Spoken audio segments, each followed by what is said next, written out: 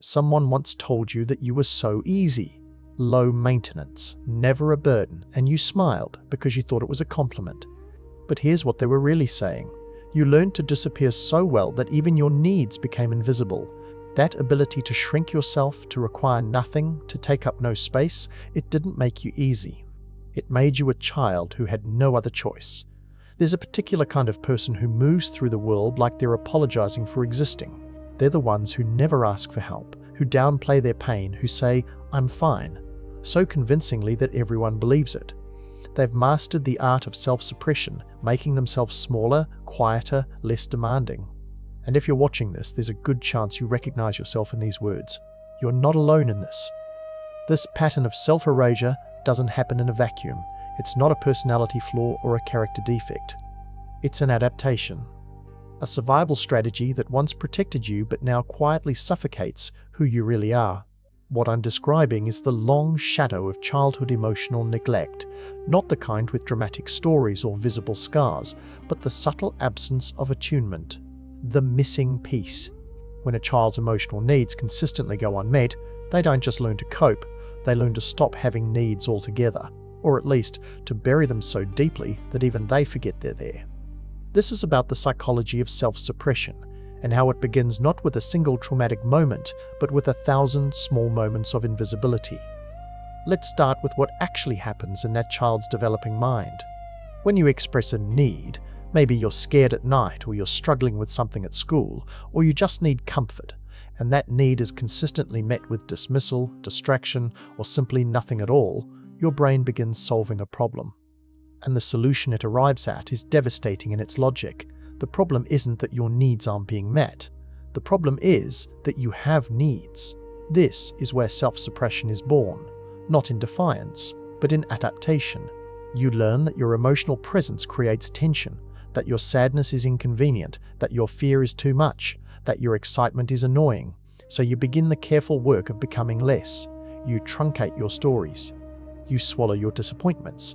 You learn to read the room with the precision of a hostage negotiator, constantly scanning for signs that you're taking up too much space. Psychologically, what's happening is a disruption in what researchers call affect attunement, the mirroring and validation of emotional experience. When a parent consistently fails to attune to a child's emotional state, the child internalizes a profound message: your inner world doesn't matter, and more painfully, you don't matter. Here's what you don't know yet. That version of you that everyone loves, the easy one, the low-maintenance one, isn't really you. It's what psychoanalyst Donald Winnicott called the false self. It's a protective construction, carefully built to ensure your survival in an environment that couldn't hold your authentic emotional reality. Your true self, the one with needs, wants, preferences, and a full range of human emotions, got locked away somewhere deep inside, not because it was bad, but because it wasn't safe. And the false self took over. The one that says, "I don't mind," when you do mind. The one that says, "Whatever works for you," when you have a strong preference. The one that minimizes pain and maximizes agreeability. This false self became your spokesperson to the world. And it's exhausting, isn't it? Because maintaining it requires constant vigilance. You're always monitoring, always adjusting, always making sure the real you doesn't accidentally slip out and burden someone with its existence. For many of you, this pattern intensified into something called parentification. Maybe you became the emotional caretaker in your family, the mediator, the one who could sense tension and would rush to smooth it over.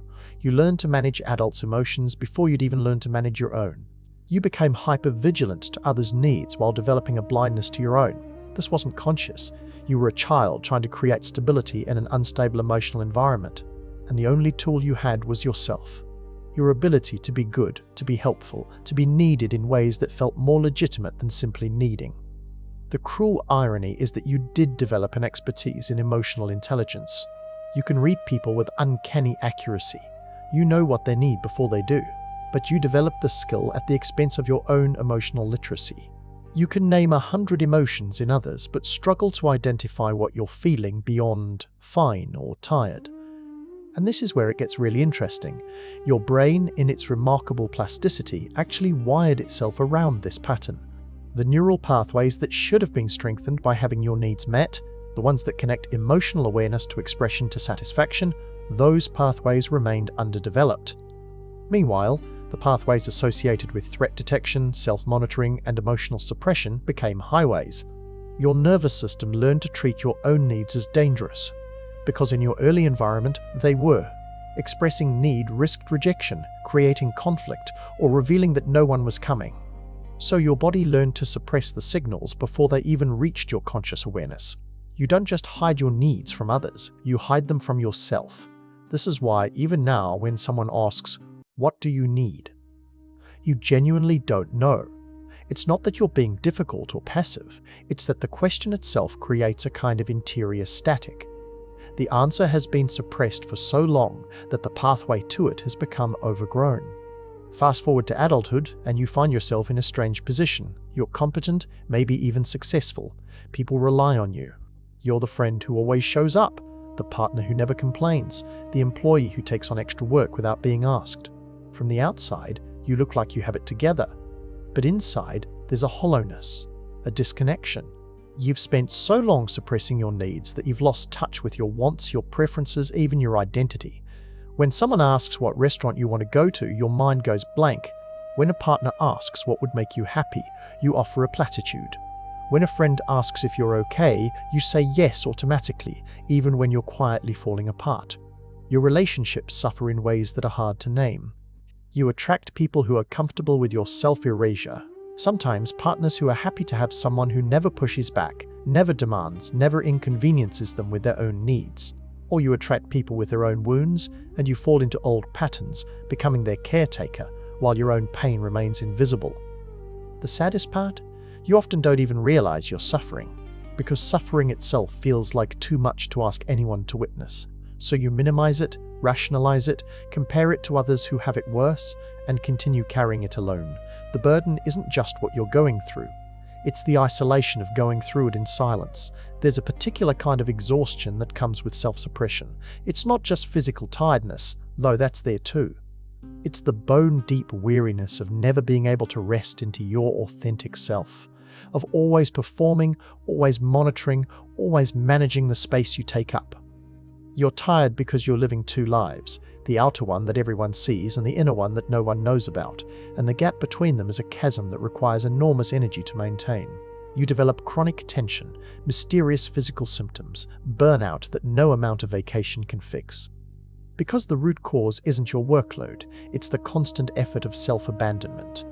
Your body keeps score, even when your mind has learned to ignore the signals. The suppressed needs don't disappear, they accumulate. They express themselves in insomnia, in digestive issues, in a nervous system that's always slightly activated, never fully at ease. You might find yourself snapping at small things, crying at commercials, feeling inexplicably irritable, and these are the pressure valves releasing what can't be contained anymore. People call you strong, resilient, independent, and part of you takes pride in that identity. But here's what they don't see. That strength was never freely chosen. It was demanded of you before you were ready. And what looks like independence is often just the learned inability to depend on anyone. You've become allergic to vulnerability. The idea of asking for help feels almost physically painful. You'd rather suffer alone than risk the shame of being needy. You've internalized the belief that your worth is directly tied to how little you require from others, and so you stay silent even when you're drowning, especially when you're drowning. This pattern bleeds into every area of your life. At work, you take on too much and burn out rather than delegate. In friendships, you're always the listener, never the one being listened to. In romantic relationships, you prioritize your partner's needs so completely that your own desires become theoretical. And the tragic part is that no one knows, because you've gotten so good at hiding. But here's the truth that might feel both terrifying and liberating. You don't have to live like this anymore. The pattern of self-suppression that protected you as a child is now the very thing that's keeping you from the connection, authenticity, and peace you deserve. The path forward begins with awareness, with naming what was never named. You're not just independent or naturally low maintenance, you're someone who learned to survive by disappearing, and that child who learned to do that, they deserved so much more than they received. Healing involves what therapists call reparenting, learning to give yourself what was missing. It means practicing the uncomfortable work of identifying your needs, even small ones. What do you actually want for dinner? What boundary would make you feel safer? What does your body need right now? These aren't selfish questions, they're essential ones. It involves reconnecting with that suppressed true self, the one you locked away for safekeeping. Shadow work. Inner child healing. Learning to feel your feelings instead of immediately evaluating whether they're justified or convenient for others. Learning that your emotional reality doesn't require anyone's permission to exist. And perhaps most importantly, it means grieving. Grieving the childhood you needed and didn't get. Grieving all the times you were invisible when you should have been seen. Grieving the decades you spent managing everyone else's comfort at the expense of your own. This grief isn't weakness. It's the beginning of reclaiming yourself. The transformation won't happen overnight. You've spent years, maybe decades, strengthening these patterns. Undoing them takes time, patience, and often support from someone who can witness your emergence without needing you to stay small. But it is possible. To take up space without apology, to have needs without shame, to exist fully without constantly monitoring whether you're too much. You were never too much. You were a child who needed what all children need, to be seen, heard, valued, and held in your full humanity. The fact that you didn't receive that wasn't a referendum on your worth. It was a failure of the environment to provide what you deserved. And now, as an adult, you have the opportunity to finally give yourself permission. Permission to want, to need, to take up the space you were always entitled to. You don't have to disappear anymore. The people who truly love you don't need you to be small. They're waiting to meet all of you. You're allowed to be here. Fully. Finally. All of you.